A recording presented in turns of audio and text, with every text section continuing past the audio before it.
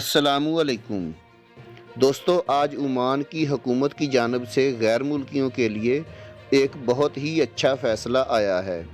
یہ فیصلہ سن کے یقیناً عمان میں رہنے والے غیر ملکیوں میں خوشی کی لہر دوڑ جائے گی، اور وہ لوگ جو عمان میں اپنا کوئی کاروبار کرنا چاہتے ہیں یا جن کا عمان میں مستقل رہنے کا کوئی پلان ہے، تو وہ لوگ اس فیصلے سے ضرور فائدہ اٹھائیں گے۔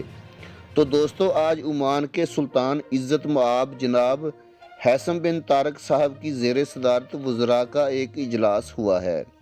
اس اجلاس میں بہت ہی اہم فیصلے کیے گئے ہیں، جن میں کرونا وائرس کی وبا کی وجہ سے کمپنیوں کو ٹیکس کی چھوٹ دینے کے ساتھ یہ بھی اعلان کیا گیا ہے کہ حکومت عمان غیر ملکی سرمایہ کاروں کو طویل مدتی رہائش فراہم کرنے کا اعلان کرے گی۔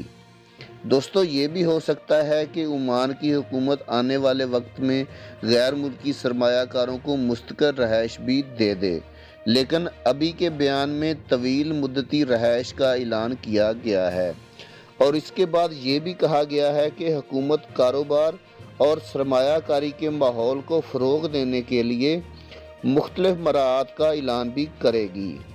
ایک مخصوص بیان میں کہا گیا ہے کہ اس فیصلے کا اعلان مخصوص کنٹرولروں اور شرائط کے مطابق کیا جائے گا، جس کا اعلان وزراء کونسل کی طرف سے ان پر غور کرنے کے بعد کیا جائے گا۔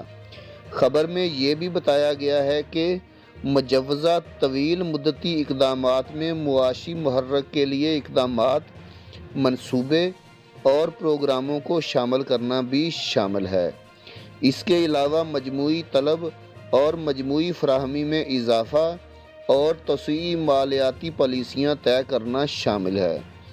بیان میں یہ بھی کہا گیا ہے کہ چھوٹے اور درمیانے درجے کے کاروباری اداروں کی مدد کرنا، ان پر معاشی صورتحال کا بوجھ کم کرنا، کاروباری منڈی کو زندہ کرنا اور کاروبار میں آسانی پیدا کرنے کے لیے سرمایہ کاروں کے لیے دوستانہ ماحول پیدا کرنے کے ساتھ لائسنس کو حاصل کرنے میں بھی آسانیاں پیدا کرنا شامل ہے۔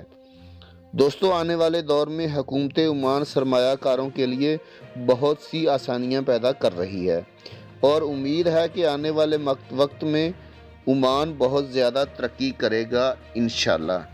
ویڈیو بنانے کا مقصد آپ لوگوں کی رہنمائی کرنا ہے۔